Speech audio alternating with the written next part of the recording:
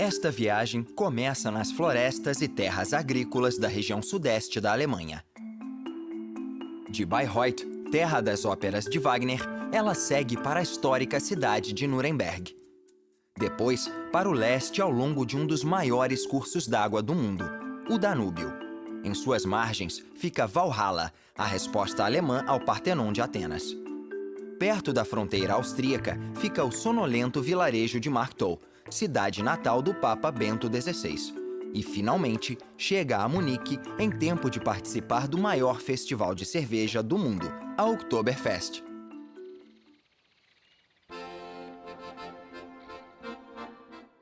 Para o resto do mundo, a Baviera é a parte da Alemanha que mais representa a terra de roupas típicas, salsichas, cerveja e cidades medievais singulares, como Bad Berneck, no norte da Baviera. Abrigada em um vale pitoresco, a cidade tem sua própria ruína de um castelo do século XII.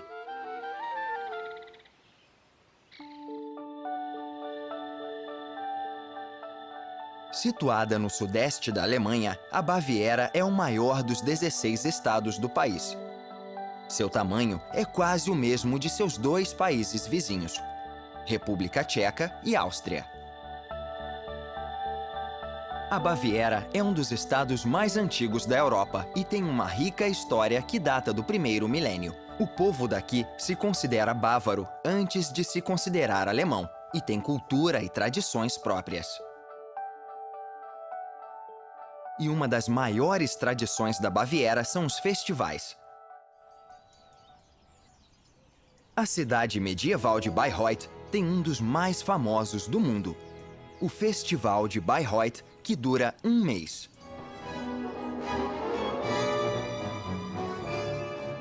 Todo verão, a cidade atrai milhares de fãs de ópera, alguns dos quais esperam até 10 anos por um dos 58 mil ingressos anuais. O Festival de Richard Wagner foi criado no século XIX pelo próprio compositor, que queria projetar o local ideal para a execução de suas óperas épicas. O resultado foi este: o Teatro do Festival de Bayreuth.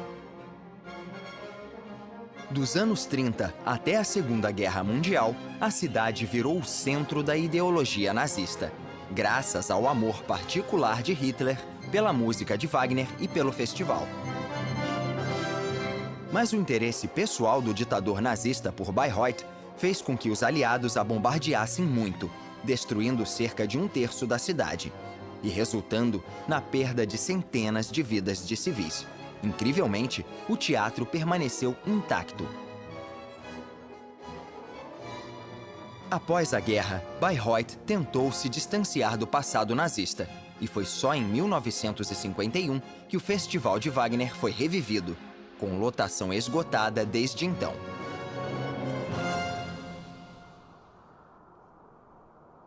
A cidade de Bayreuth fica dentro do distrito de mesmo nome. Conhecida pelo clima e pelo solo fértil, são terras agrícolas prósperas como esta que fazem da Baviera uma das regiões agrícolas mais importantes da Alemanha. A terra agrícola plana logo dá espaço a morros e densas florestas.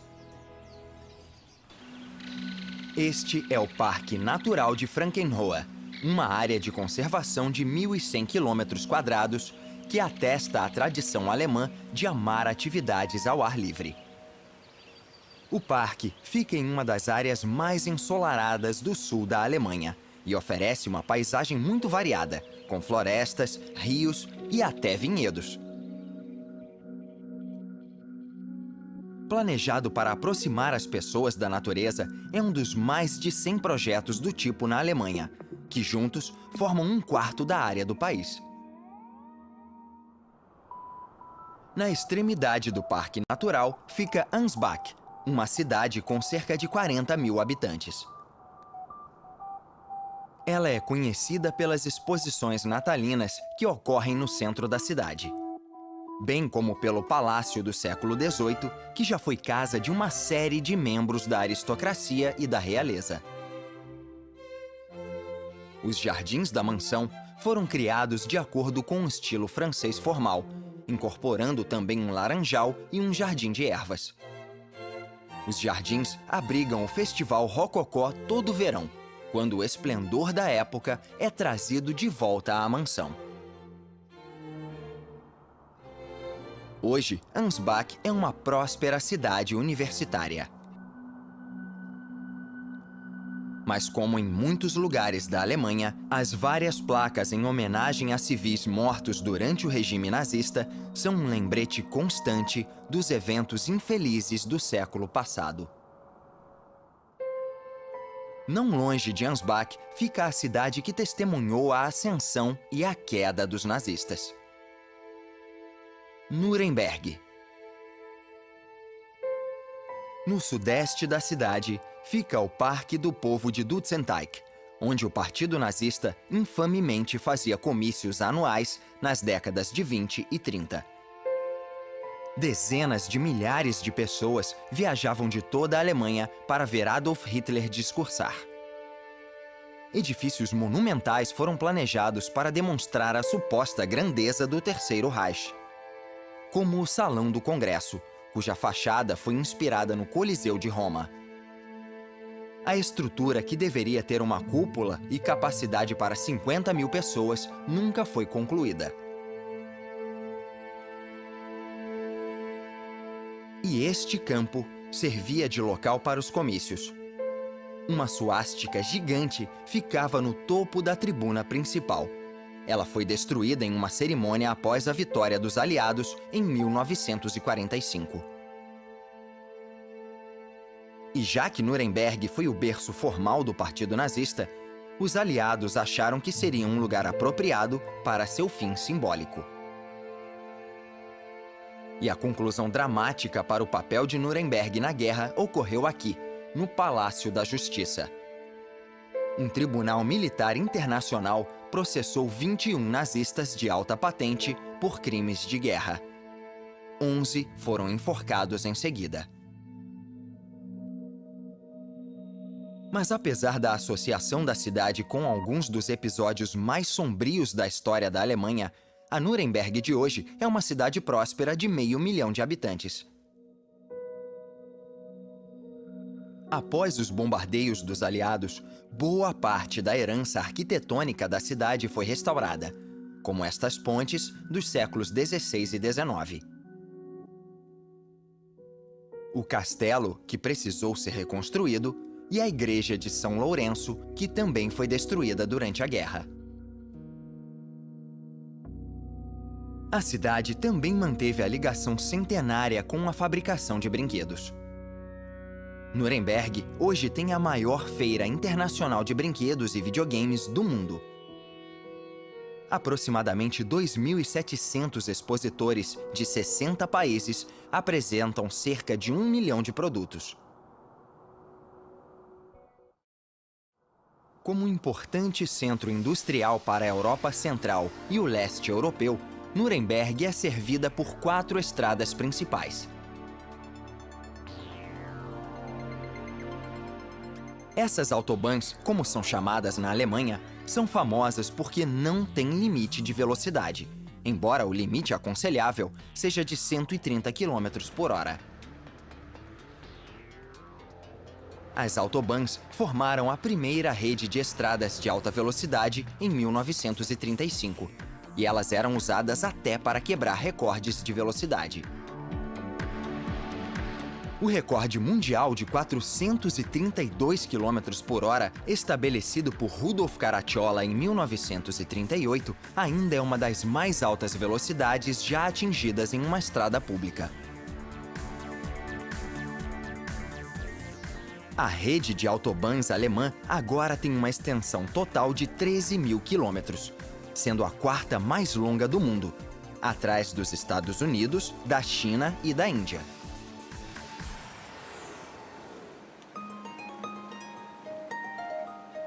E afastada da Autobahn A6, na direção oeste, fica uma joia escondida da Baviera, a cidade de Amberg, apelidada de Ovo por causa do formato de seu intacto muro medieval.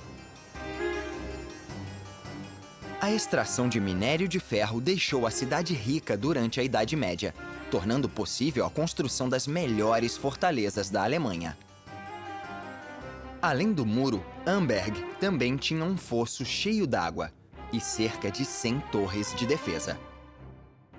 O maior teste ocorreu em 24 de agosto de 1796, quando o exército austríaco, que ocupava a cidade, resistiu a um ataque violento de 35.000 soldados franceses revolucionários. O escriba medieval Michael Schweiger declarou: Munique é a cidade mais bonita. Leipzig é a mais rica, mas Amberg é a mais segura. Hoje, o marco mais identificável desta cidade histórica é a ponte defensiva do século XVI, que fazia parte do muro da cidade. Os 3 arcos tinham pesados portões de ferro, que eram fechados durante os ataques.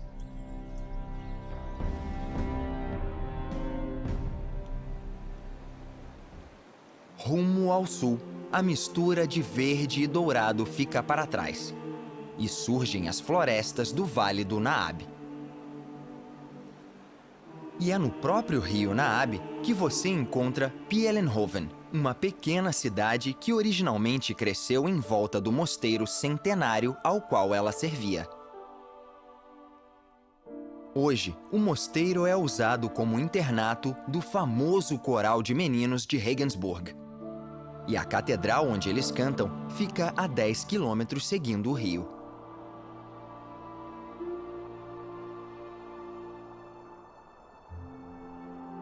Dedicada a São Pedro, a Catedral de Regensburg é um dos melhores exemplos de arquitetura gótica do sul da Alemanha.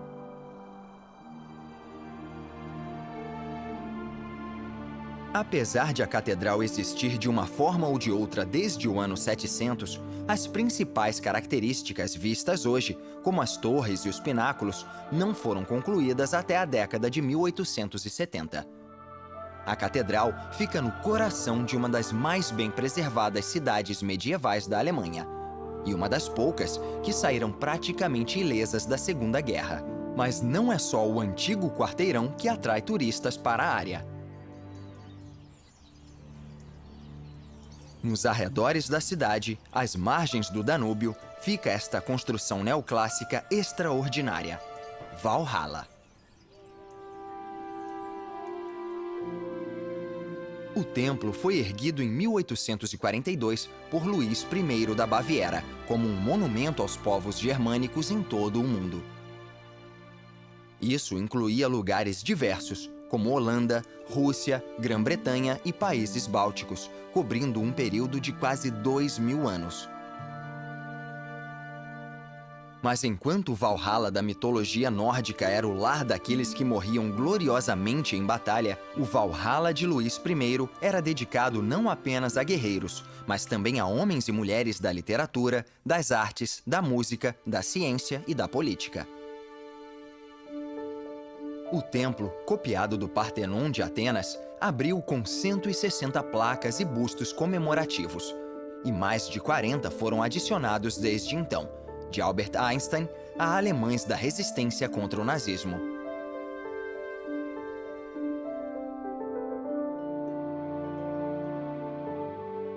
O edifício, tendo o barranco como cenário, é um ponto turístico popular.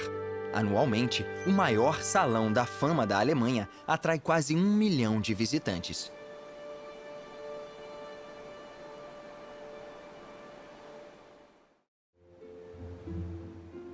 A jornada continua rumo ao leste, seguindo o segundo rio mais longo da Europa, o Danúbio.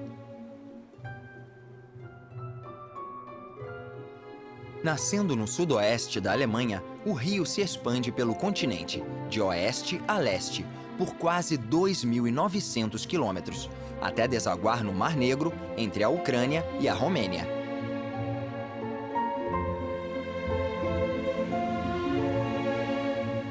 Ao longo da história, este curso d'água internacional definiu territórios. Do Império Romano até os dias de hoje, cruzando ou funcionando como fronteira para 10 países. Ele também passa por 4 capitais, mais do que qualquer outro rio do mundo. O rio também é uma fonte de água potável para 10 milhões de pessoas.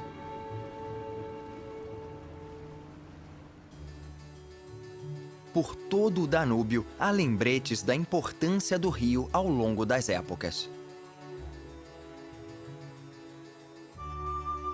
A cidade de Vilshofen abraça as margens do Danúbio. A cervejaria, que ainda funciona após 400 anos, usava originalmente a água do rio para fazer cerveja. Subindo o morro, fica a abadia beneditina de Schweikelberg, cujos monges usam o fluxo do rio para alimentar uma usina de energia hidráulica para consumo próprio.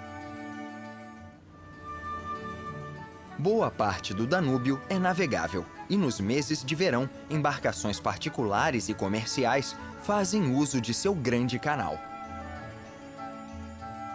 Em Passau, também conhecida como a Cidade dos Três Rios, o Danúbio encontra 2 de seus afluentes do norte e do sul. E é aqui, perto da fronteira com a Áustria, que turistas podem embarcar em uma das melhores formas de aproveitar o Danúbio. Um passeio de 250 quilômetros até Viena, capital da Áustria. É uma jornada de 2 dias, saindo de Passau e inclui um pernoite. Mas Passau, uma cidade com mais de 50 mil habitantes, está longe de ser apenas um porto. Conhecida pela arquitetura barroca e gótica, a rica história de Passau tem 2000 anos. No Renascimento, do século XIV ao século XVII, Passau era mais conhecida como uma das maiores fabricantes de espadas e lâminas. As armas traziam a famosa estampa do lobo de Passau, que diziam trazia invulnerabilidade ao dono da espada. No coração da cidade velha de Passau fica a Catedral de Santo Estevão, que abriga um dos maiores órgãos de igreja do mundo, com mais de 17 mil tubos. E em um cume rochoso sobre a cidade fica a fortaleza medieval Vesteroberhaus. Ela foi atacada várias vezes em 800 anos de história, mas nunca foi conquistada. Durante 100 anos, a fortaleza serviu como prisão estadual e militar. Hoje, funciona como albergue da juventude e restaurante. Voando sentido sudoeste rumo ao destino final Munique, logo se passa pela vila de Marktl. Ela ficou famosa em 2005 por ser a terra natal do primeiro Papa eleito do século XXI, o Papa Bento XVI. Hoje, visitas guiadas acompanham os primeiros anos do Papa. Estão incluídas visitas à igreja de Santo Osvaldo, onde o Papa Bento foi batizado no mesmo dia em que nasceu, em 1927.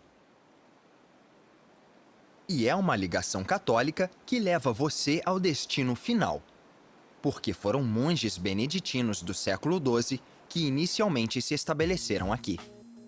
Eles foram atraídos para a região por causa do solo fértil e da proximidade com a Itália. O assentamento cresceu ao longo dos séculos para se tornar a capital da Baviera, Munique, um nome derivado do medieval Munichen, que significa lugar dos monges. Apesar de seu passado turbulento, principalmente no último século, a Munique de hoje é frequentemente citada como uma das cidades mais habitáveis e ecológicas do mundo. A cidade já sediou eventos mundiais importantes, como a Copa do Mundo de 2006. E o marco mais visível de Munique faz parte do Parque Olímpico, criado para os Jogos Olímpicos de 1972. A torre de telecomunicações de 291 metros tem um restaurante giratório, que faz uma volta completa a cada 53 minutos. O parque, propriamente dito, ainda funciona como local de eventos sociais e culturais. Munique é a terceira maior cidade da Alemanha, atrás de Hamburgo e Berlim, e é um centro financeiro e editorial. Um lembrete visível de que a Baviera tem uma das maiores e mais saudáveis economias da Alemanha é o edifício da sede mundial da fábrica de motores da Baviera, ou BMW. Conhecida mundialmente como uma das maiores fabricantes de automóveis, o logotipo azul e branco característico da BMW foi tirado da bandeira da Baviera. A torre de 22 andares foi projetada para parecer um motor de 4 cilindros. Em Munique, a arquitetura elegante e moderna coexiste com a antiga. A Catedral de Nossa Senhora Bendita do século XV é o mais famoso edifício do centro da cidade. Ela foi construída de tijolos vermelhos em estilo gótico tardio em apenas 20 anos, metade do tempo que a elaborada prefeitura, que fica do lado oposto, levou para ser construída. Ela é mais conhecida pelos bonequinhos do relógio, que são acionados 2 vezes ao dia.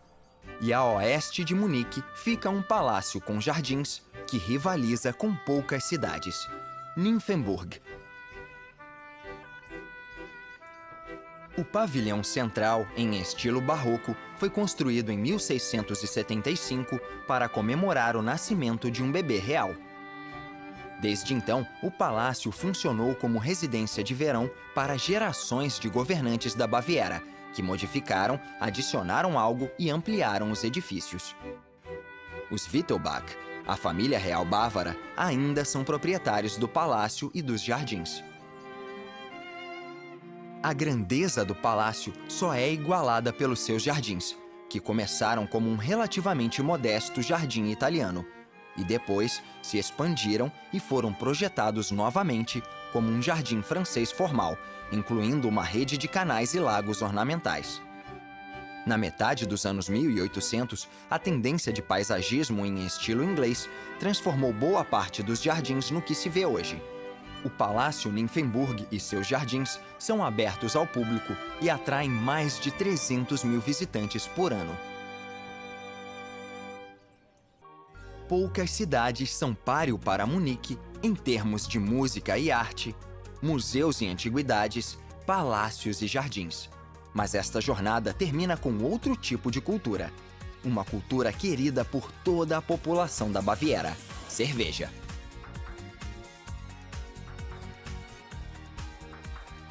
Este grande espaço, no centro de Munique, é a sede de uma tradição de mais de 200 anos.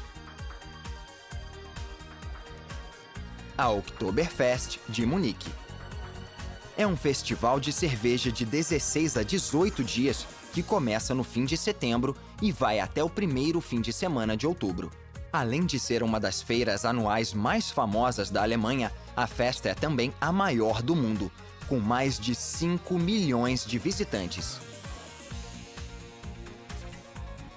O festival começou em outubro de 1810, quando o povo de Munique foi convidado para este mesmo lugar para comemorar o casamento do príncipe Luís com a princesa Teresa de Saxe-Hildburghausen.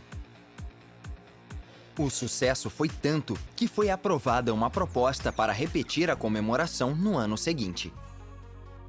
E assim nasceu a tradição da Oktoberfest.